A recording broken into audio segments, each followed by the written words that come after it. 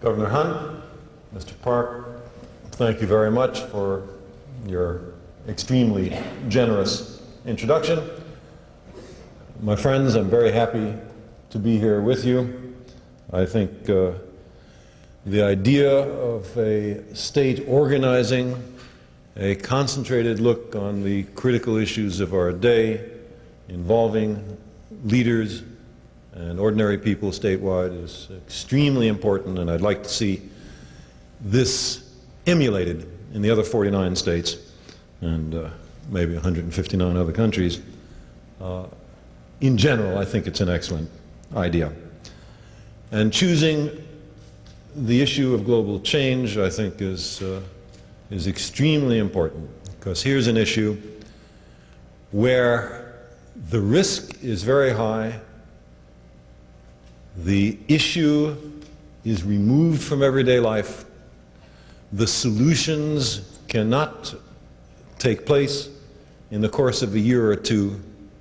It involves scientific issues which are distant from the familiar everyday acquaintance of many people.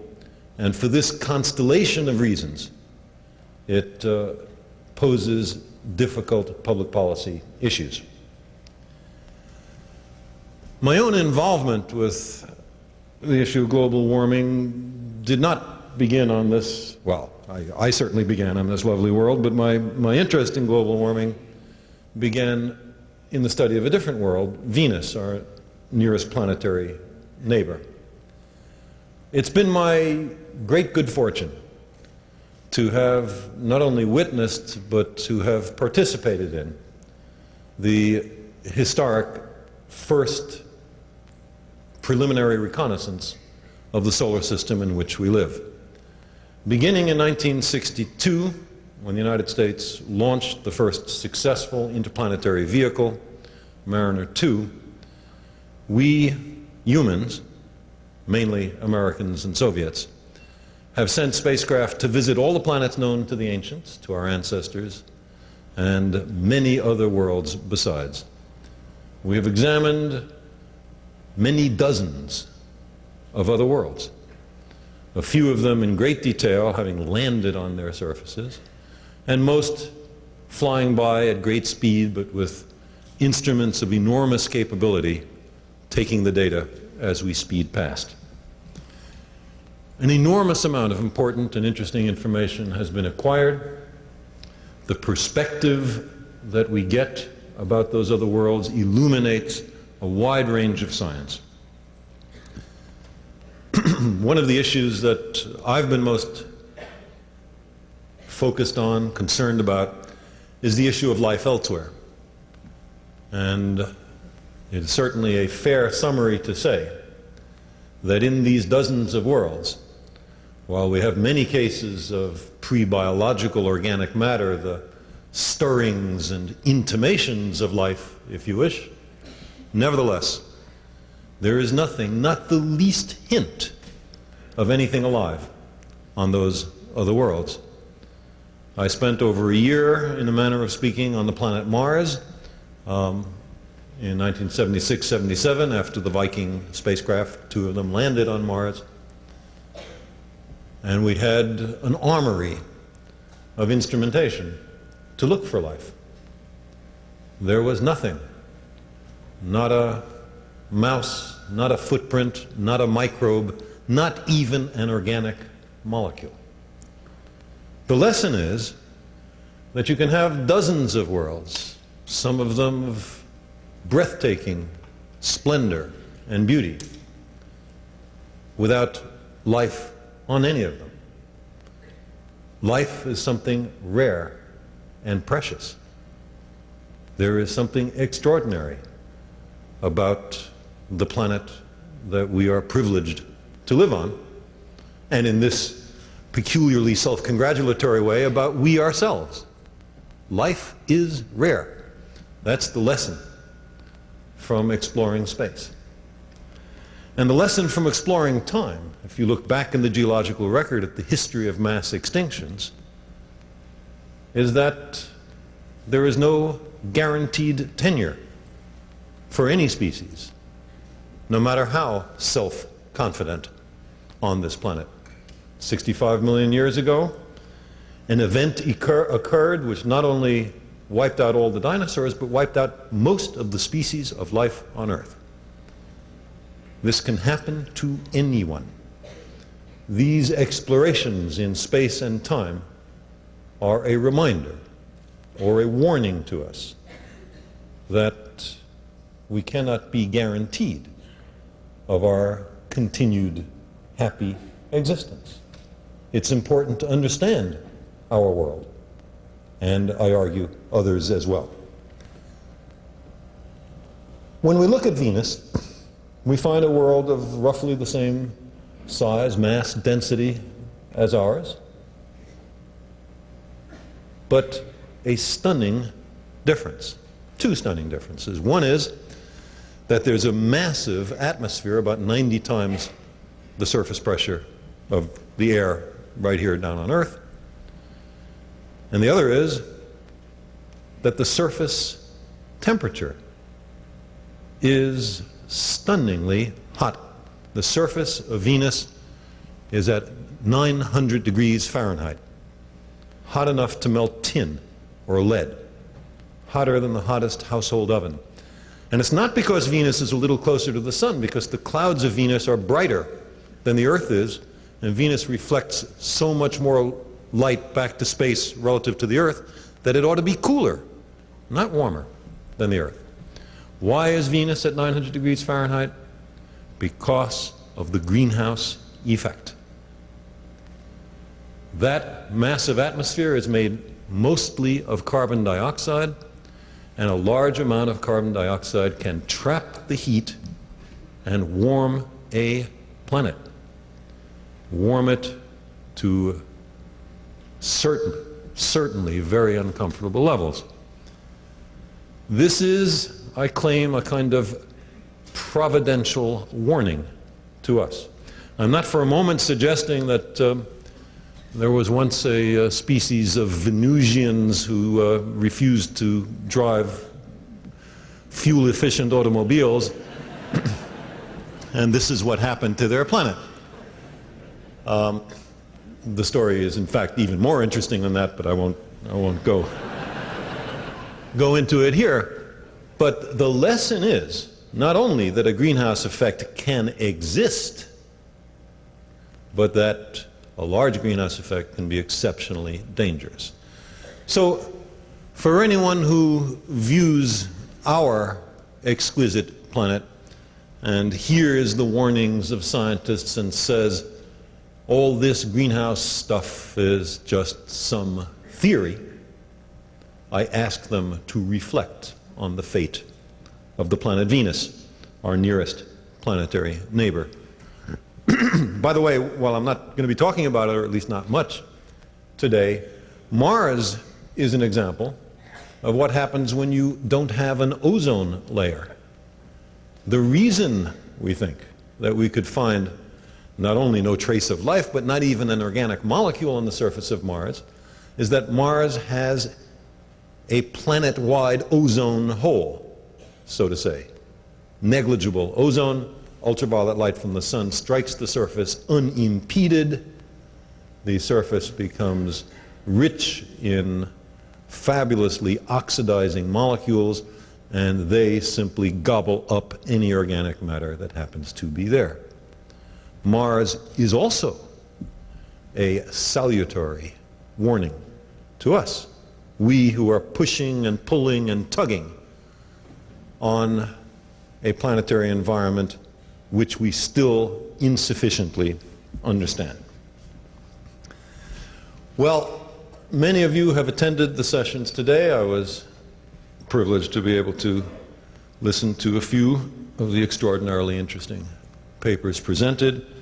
You know something of the evidence for greenhouse warming, the predicted consequences, the disasters for agriculture, the rise in sea level. I will say a little bit about the evidence later. But I want to ask you to think about the following general, very practical political issue. What happens when a group of scientists makes some prediction of impending disaster. Keep doing such and such, they say, and the following catastrophe will result. And changing that catastrophe, averting it, mitigating it, is going to be expensive. It might require changing the way we think, in which case it's politically expensive, or it might involve changing the way we do business, in which case it is fiscally expensive. One way or another, it's expensive.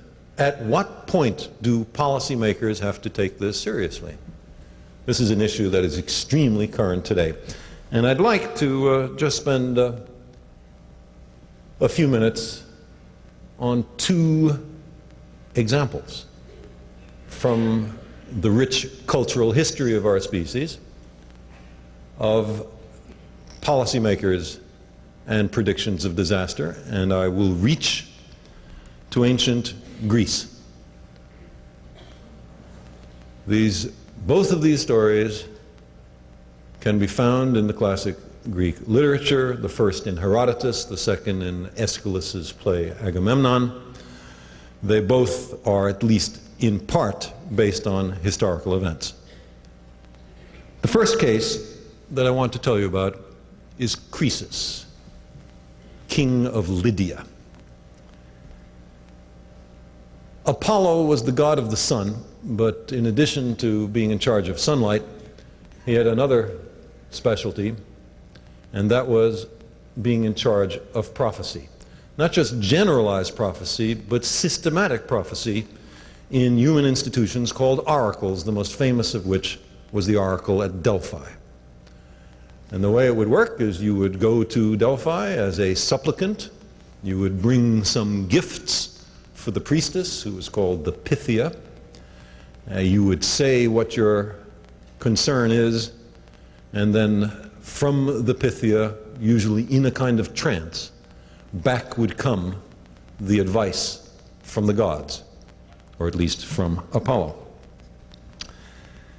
Now, Croesus was immensely rich. There's still a phrase, rich as Croesus. It's almost current, just a little obsolete. One of the reasons he was so rich is that he was one of the boys who invented money. The first metal coins in human history, as far as we know, were coined in Lydia in Croesus's reign. Lydia is in Anatolia, contemporary Turkey. Well, we can speculate on the reason, but Croesus's ambitions were not contained within the boundaries of his small nation. He had grander objectives, and so he thought, wouldn't it be a good idea to conquer Persia? Persia was the superpower of the 7th century BC. The Persian emperor Cyrus had forged a mighty empire by combining two different peoples, the Persians and the Medes. So Croesus had some degree of trepidation because of the power of the Persian Empire, so naturally he sent emissaries to the oracle at Delphi.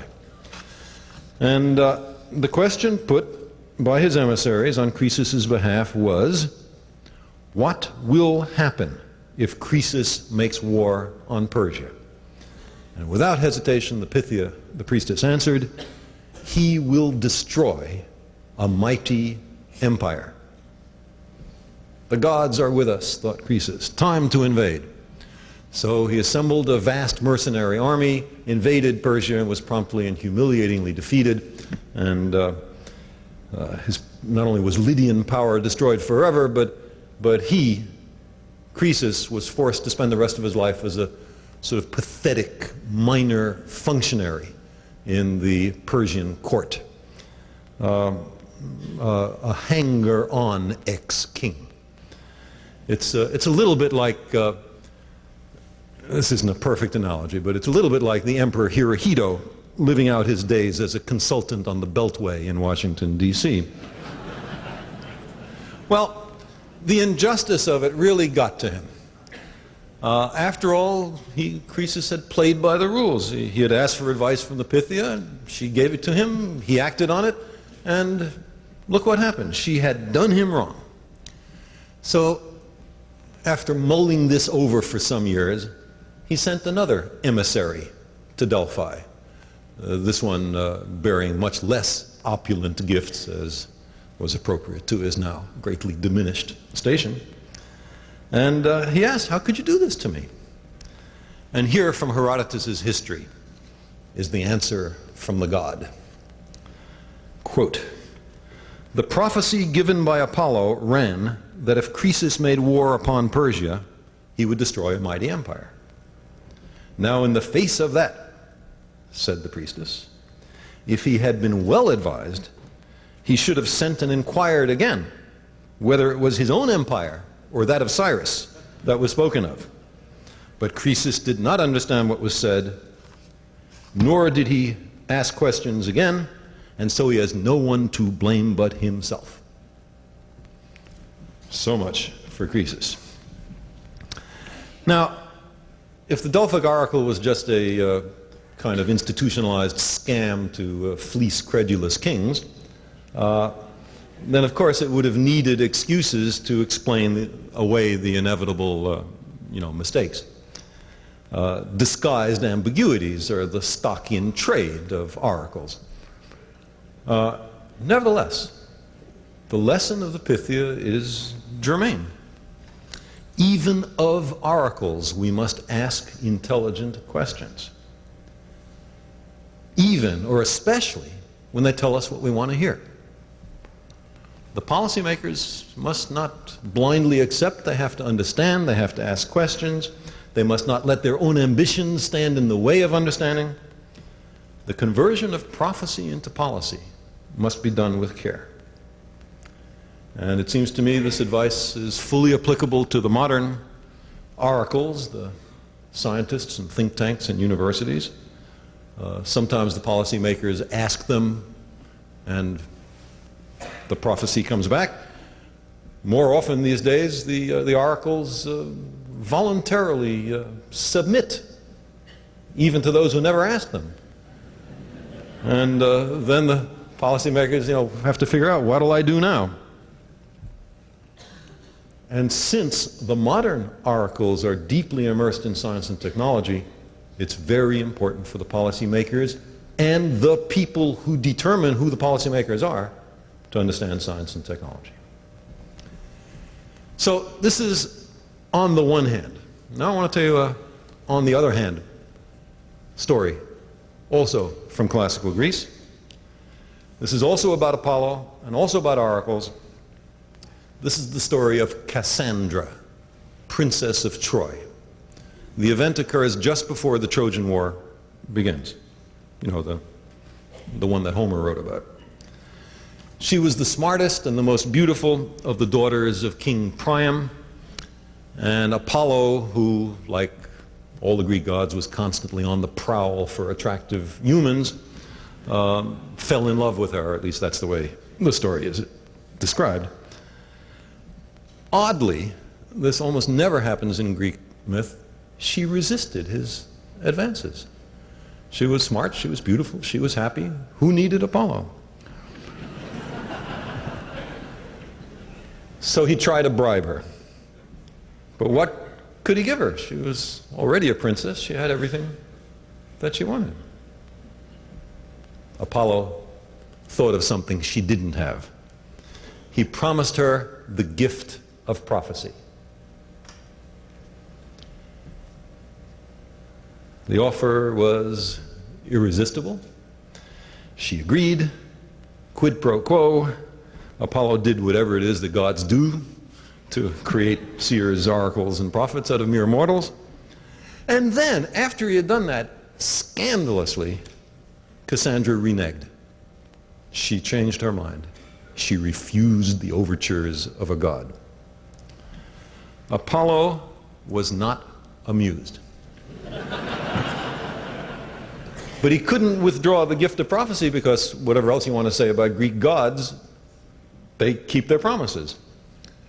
So instead, he condemned her to an ingenious and cruel fate that no one would believe her prophecies. So Cassandra predicts the invasion by the Greeks, headed by Agamemnon. Nobody pays attention. She predicts the fall of Troy. Nobody pays attention. She predicts to the Greeks the death of Agamemnon. They pay no attention. She predicts her own death. Nobody pays any attention to that. Instead, they make fun of her. They call her the Lady of Many Sorrows. Today, it would be something like Prophet of Gloom and Doom. Just minor translational difference, same sentiment.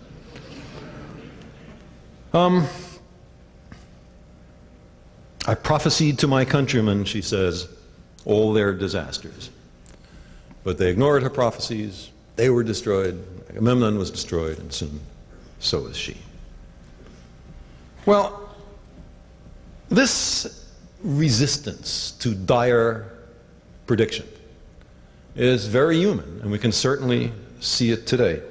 I mean, if we're faced with some very heavy, ominous prediction that things you never saw happen are going to happen, and it's going to be expensive to mitigate it, we have a natural tendency to reject or ignore the prophecy. And after all, there are no prophets, not even the scientific community, who are right all the time. And you can find competent scientists who have made predictions.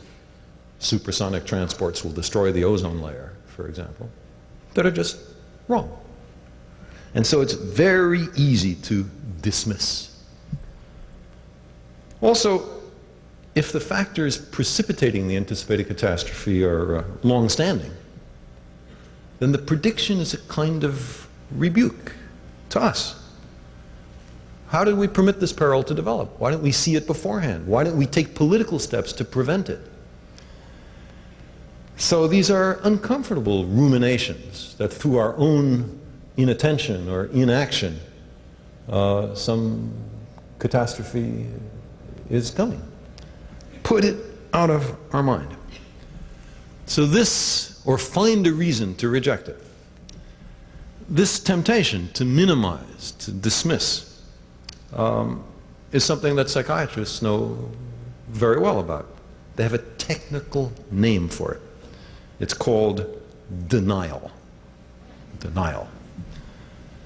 The rock group Dire Straits, I'm sure many of you know their repertoire, has a line in one of their songs which goes, "Denial ain't just a river in Egypt."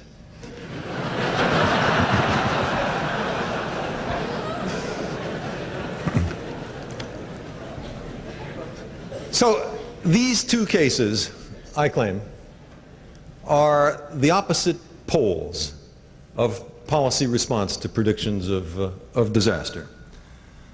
Croesus, representing the pole of sort of credulous, uncritical acceptance, propelled a little bit by greed or other character flaws. And Cassandra, representing, the response to her, representing the pole of stolid, immobile rejection of the possibility of danger. Well, today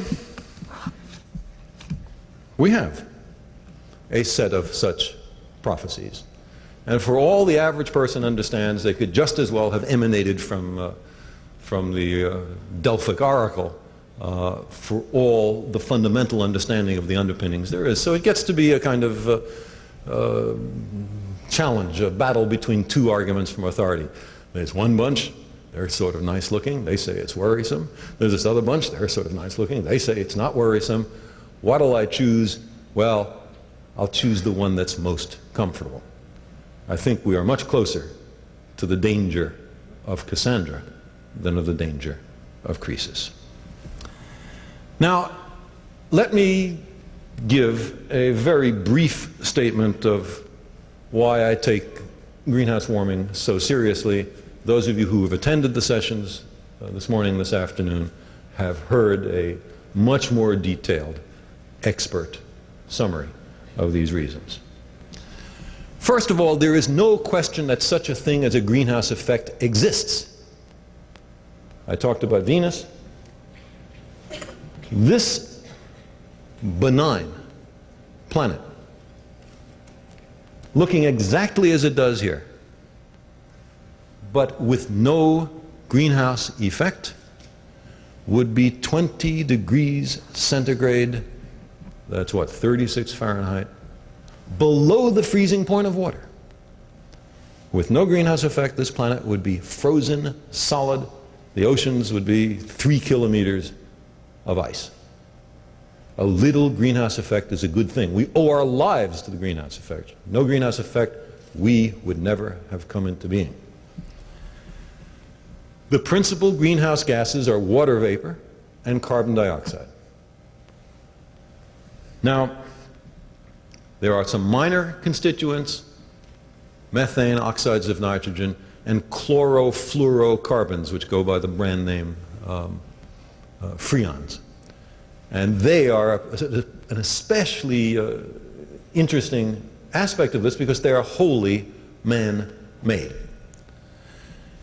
You see, astronauts, many of them, in Earth orbit, seeing to the naked, unaided eye this beautiful vista, can make out, as perhaps is hard to do in this picture, the very thin blue aura that surrounds the bright hemisphere, the illuminated hemisphere of the Earth. And that's just the thin atmosphere seen edge on. This phrase, the ocean of air, is a kind of misnomer. Ocean suggests massive, impervious. But instead, that thin line that you can barely make out in this picture is very fragile, vulnerable to the depredations of human beings. Our technology and our numbers have both reached a state where inadvertently we can pose a danger to the global environment, especially through the atmosphere. The abundance of greenhouse gases is increasing. Greenhouse gases act as a kind of blanket holding the heat in. There is no question that all of the gases I just mentioned are steadily increasing in abundance. In addition, it seems very clear that the average temperature of the Earth has been increasing through the 20th century. It's a noisy record. There are hot years and cold years always, so the curve of temperature versus time has a jagged aspect to it, but the slow increase with time is becoming increasingly clear, and one indication of that is that the 5 hottest years of the 20th century were in the decade of the 1980s. That is also the decade which had the highest abundance of all of those greenhouse gases. In addition, there is most interesting evidence from an Antarctic ice core taken by a Soviet team in which the past temperature history of the Earth for tens of thousands of years and the past abundance of carbon dioxide in the atmosphere can both be measured. There are little bubbles of air that are trapped in the ice, laminated between successive snowfalls. And we find that when the carbon dioxide is higher, the temperatures are higher. When the carbon dioxide is lower, the temperatures are lower. There is a virtually one-to-one correlation. Now, nobody pretends we understand everything about the global climate. There are feedbacks, some of which you warm the Earth a little bit and the tendency will be to further increase the temperature, so-called positive feedback. And others in which you warm the Earth a little and the situation is self-correcting, like a thermostat, and it cools the Earth a little. And there is a push and pull, a tug, between these competing feedbacks. Doubtless, we have not identified all of them. The present consensus, I believe, is that the bad kind of feedback, the ones that make things worse, the so-called positive feedbacks, dominate. I would think it would be an astonishing coincidence if the balance of all these feedbacks just exactly corrected the problem that we are generating through human technology, a kind of deus ex machina, to go back to the Greek analogies. You know, in the Greek plays, when the playwright got himself into a plot pickle and couldn't figure out how to resolve it, then there was an actor on wires representing a god who flew into the set and put everything right. It was called Deus Ex Machina, the god of the machine, from the machine being the device that plopped him down on the stage. It's asking a lot to believe that the problem is going to fix itself. If we look at the prognostications, the three-dimensional general circulation computer models, of which there are some 6 independent models working right now, mainly in the United States, one in UK, they all predict temperature increases of a few degrees centigrade between now and the middle of the next century. And the difference between them is only a factor of 2 in temperature rise. None of the models predict that the Earth's climate's going to get cooler. None of them predict it's going to be tens or hundreds of degrees increase. The agreement, considering the state of our knowledge, is quite good. If you then look at the output of these computer models, which purport to give a sense of how the temperatures change on a regional basis as you go through time, you begin to see some very worrisome things. Yes, there are some places that get cooler and some places that get warmer, but the overall trend is warmer. And by the middle of the 21st century, there's no winner. Every place has gotten warmer. And to give you an idea of how much warmer, I mean, a few degrees centigrade global change doesn't sound like so much. Let me point out that a 1 degree temperature change, in this case decrease following a massive volcanic explosion, is enough to produce widespread suffering and famine worldwide, as happened following the Tambora explosion, volcanic explosion in 1815, and other cases which are still more serious. Several degrees is a very major temperature increase. And some of these predictions prognosticate that the American Midwest will be converted into something approaching scrub desert by the second half of the 21st century, and likewise the Soviet Ukraine and so on. But the American Midwest is the breadbasket of the world. If the grain and cereal foodstuffs from those places are unavailable, we are in serious trouble. In addition, through the volume expansion of seawater, the melting of glacial and polar ice, sea levels rise, and again there's an uncertainty. Average prediction for the middle of the next century is 1 meter, 3 feet, but it might be as little as 1 and it might be as much as many meters. And then take a look at all the low-lying coastlines all around the world and ask what happens when the sea level rises. Okay, the Dutch, they're very good at building dikes and levees. They'll build more dikes and levees. That's not going to destroy Holland. But take a look at Bangladesh, where 1 to 3 meter temperature rise will flood an area which is inhabited by tens of millions of people. Where are those guys going to go? Environmental refugees. It's a new prospect. For these reasons, I take very seriously the prediction of greenhouse warming.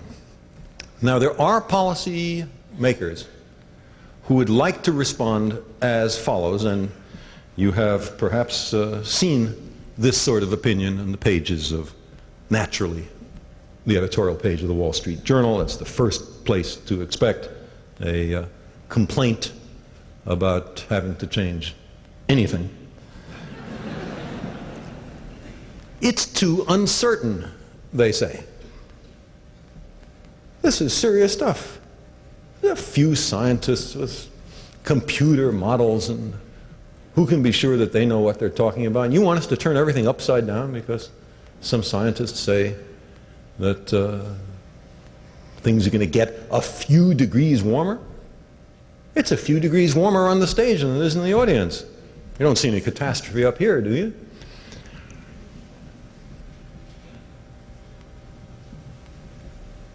I'd like to pose the following question.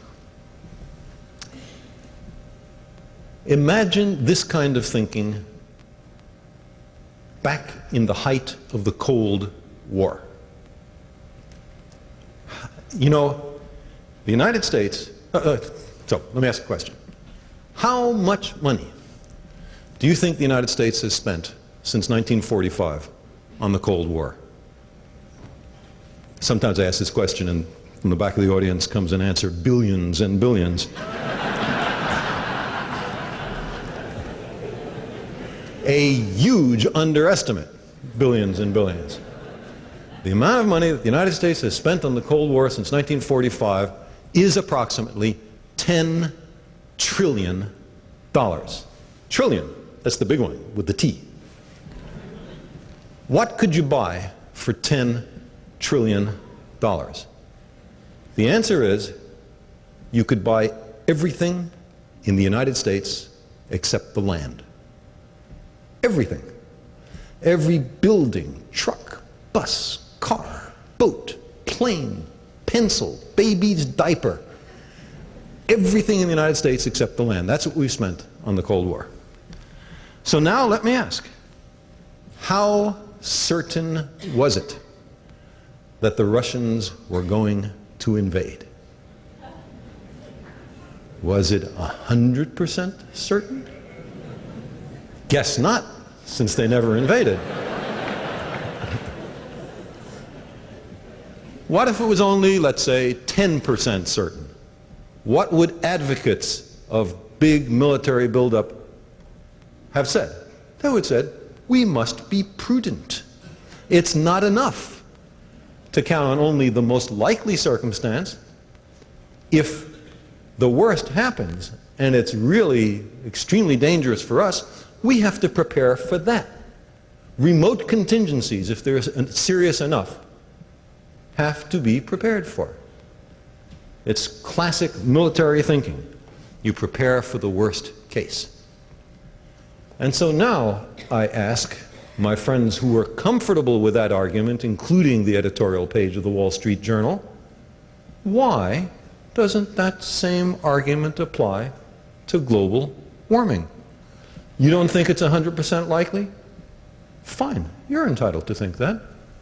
If it's only a small probability of it happening, since the consequences are so serious, don't you have to make some serious investment to prevent it or mitigate it?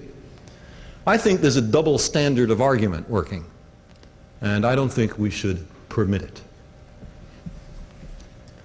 Now, let me indicate, what is it you would do if you took greenhouse warming seriously?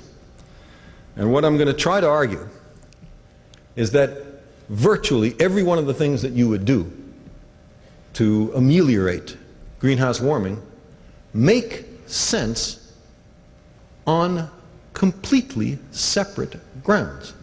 They are worth doing apart from greenhouse warming. Unlike the defense buildup, which made no sense whatever, except if you were confident that there was a real danger of Soviet troops pouring across the Elbe. There was no other mitigating circumstance. It's the least efficient way to spend money if you want to pump the national economy. It drew all sorts of scientific as well as fiscal resources out of the civilian economy. It is largely responsible for the economic chaos of the United States. Whereas, I will argue, spending money on mitigating greenhouse warming makes an enormous amount of sense for other reasons.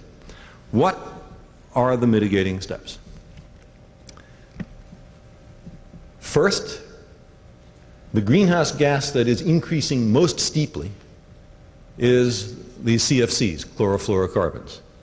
It would make a great deal of sense to simply wipe them out, prevent any more production of CFCs. Well, because CFCs also imperil the ozone layer, there is already not just a commitment from the major manufacturers of CFCs to stop producing them, but there is an international agreement called the Montreal Protocol, which most of the major industrial nations have signed, committing themselves to phase out CFC production by the turn of the millennium, by the year 2000. That's an example of what can be done on these global environmental issues. And since CFCs are doubly dangerous, ozone depletion and greenhouse effect, the first step that you would take is in fact being done. So that's a bit of an encouragement. We're not as immobile and resistant to these arguments as you might otherwise expect. Second,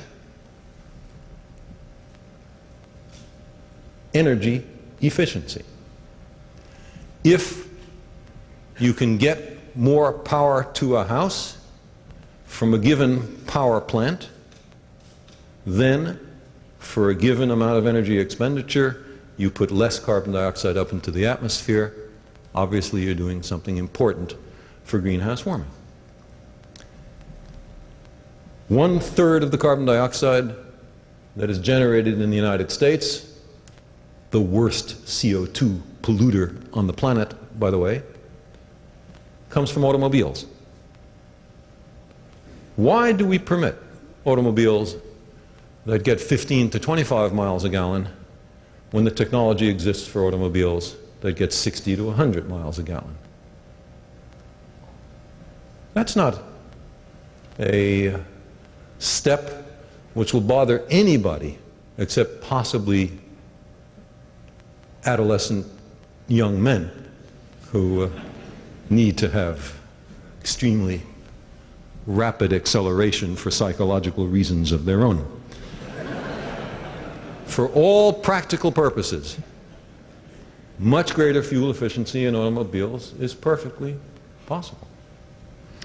And likewise across the entire spectrum of fossil fuel energy use in our society, fossil fuels being coal, oil, gas, wood, and so on. The stuff that when you burn it, CO2 comes out.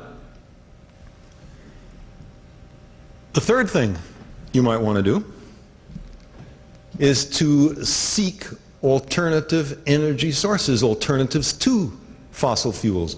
Why not have an energy source that doesn't put carbon dioxide or other greenhouse gases into the atmosphere? Is that wholly beyond our technological ability? I don't think so.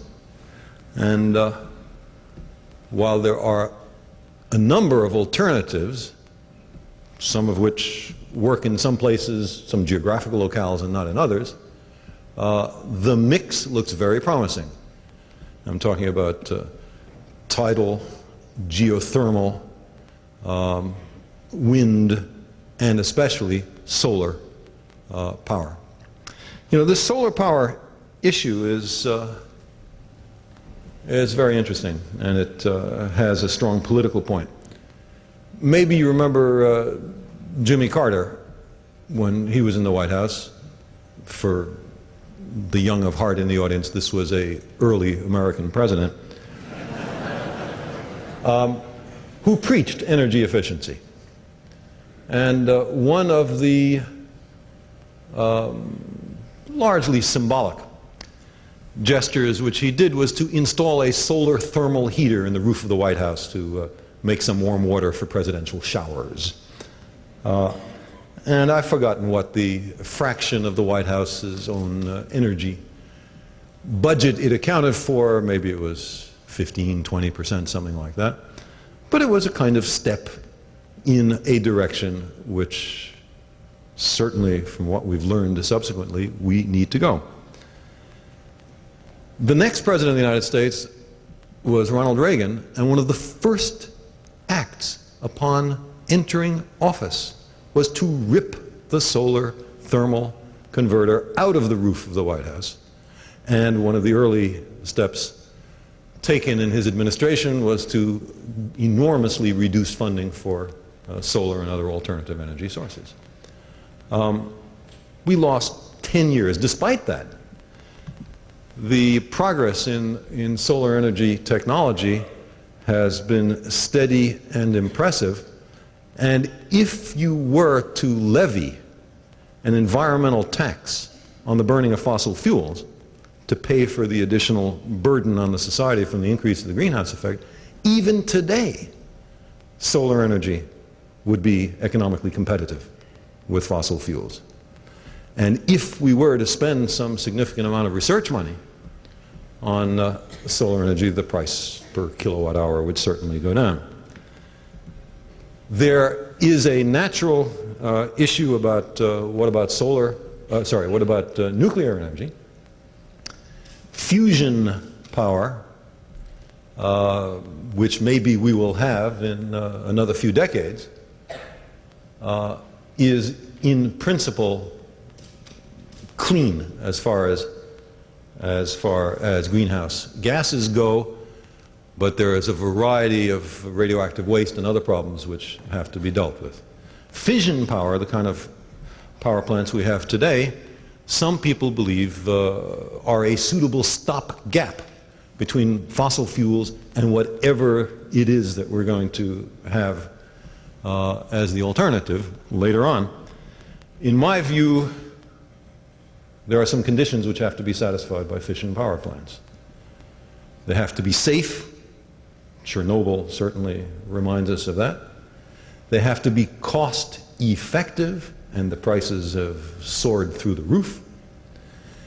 Their radioactive wastes have to be safely disposable, not for 10 years into the future, but for hundreds or thousands, because that's the half-lives of the radioactive waste.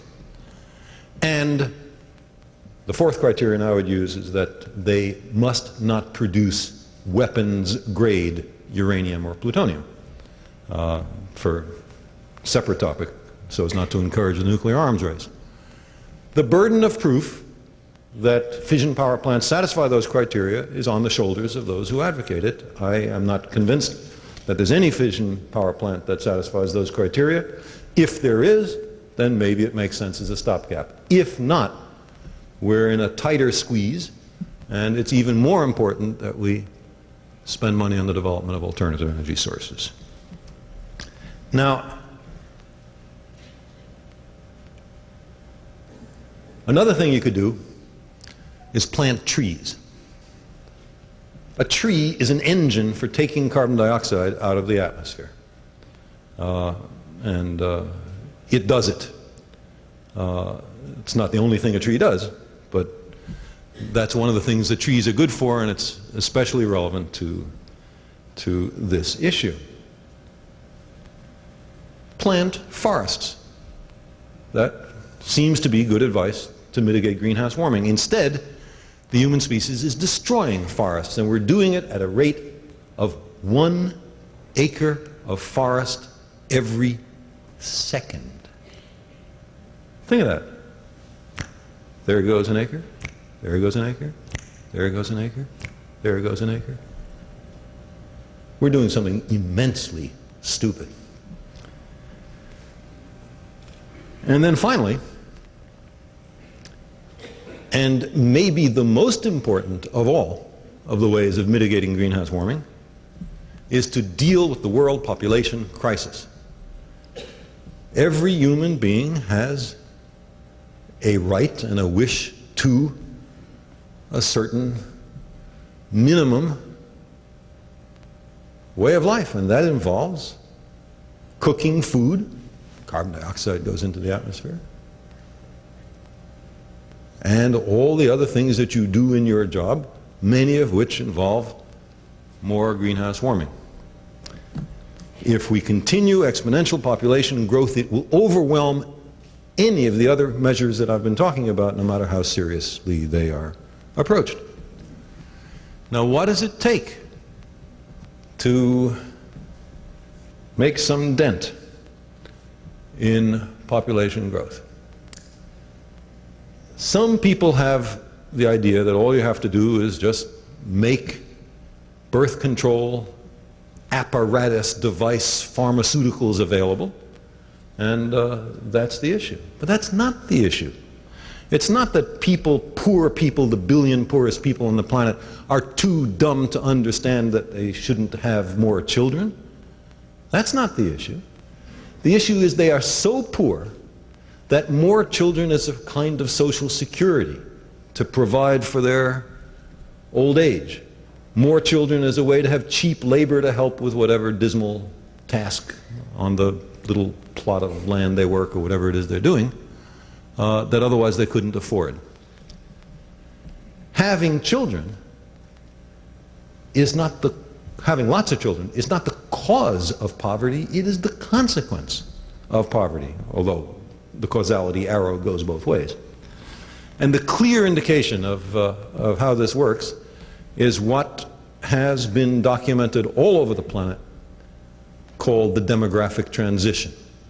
It works in Christian countries, and Buddhist countries, capitalist countries, and communist countries, of which there are hardly any left, but when there were, it worked there, east and west, and it's absolutely striking.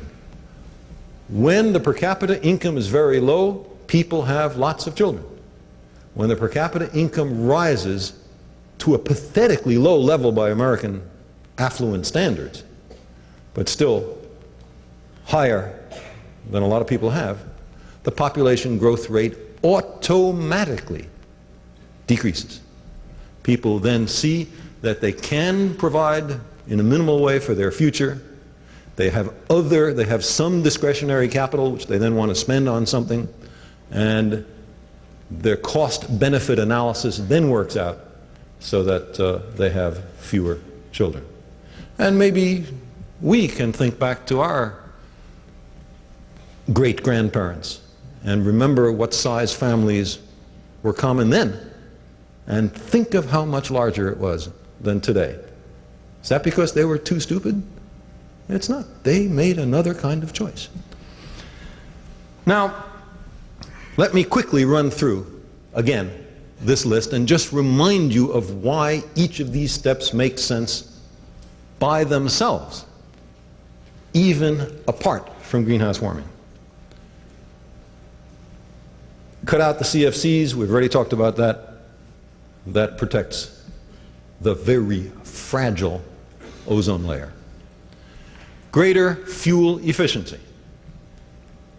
If for a given amount of fuel you get more power out, that's obviously good economics. And, you know, we hear about the danger of being dependent upon foreign sources of oil. And this is used as an argument by this administration, for example, to permit ecologically dangerous offshore oil drilling. Because we have to have domestic sources. We don't want to be dependent on foreigners. But if we make much more efficient use of the oil we already have, then that's the same as discovering new sources of oil, right? And on finding alternative energy sources, clearly that works in the same direction. If we had vast solar arrays that were absorbing sunlight and converting them into electricity, then that would be an alternative to importing tankers worth of oil from some foreign country. And in addition, it's a good technology to have against the day when the oil runs out. The sun doesn't run out, or at least not for 5 billion years, and I figure that's good enough. Planting forests or at the least stopping to destroy forests, stopping destroying forests, makes enormous sense in terms of species diversity. All of those organisms, mainly plants, that we're knocking off without knowing anything about them, including their possible pharmacological and other benefit for human beings. And also, we grew up in forests. We, primates. We have a natural affinity to forests. We feel better, or at least I'll speak for myself. I like being in forests. And then finally, on the population growth rate, it's very clear, I don't have to go through it for this audience, how important that is to the future stability, political and economic and foodstuffs and everything else of the planet, even apart from the ecological issues. So what I say to those who complain it's too uncertain, beyond pointing out that the standards that were applied to the Cold War are to be applied here, I say, look, every one of these steps makes good sense, makes good economic sense. And think of all the industries that are implied by what I just said, especially alternative energy sources. There is money to be made in developing a technology which will appropriately address greenhouse warming. Well, I want to stop in a moment. I just want to make one or two summary remarks. If you burn a lump of coal somewhere, the carbon dioxide goes up into the atmosphere, and you know, carbon dioxide molecules are exceptionally stupid. They don't know anything about national boundaries. They don't have passports. They are wholly innocent of the important concept of national sovereignty. They just casually cross over national boundaries, one after the other. There is a lesson. The world is a unity. The national boundaries have no bearing on these global environmental issues. No one nation can solve this problem by itself. It has to be all the nations working together. What is more, there is no way to mitigate these problems so that we will introduce the mitigating technology or whatever it is today, and in 2 or 3 or 4 years or something comparable to a political term of office, the problem will be solved. Instead, you introduce the mitigating circumstances now, and decades hence, when somebody you don't even know will be holding your political office, the benefits will come. Solving these problems requires a transnational and a transgenerational perspective. To my mind, that's a very grown-up kind of perspective. De-provincializing, de-chauvinizing, an awareness of one species on one exquisite, fragile planet. And that's why I think that these very serious global environmental issues may have a deep silver lining. The binding up of the planet, the end of our adolescence, the approach to the maturity of our species. Thank you very much.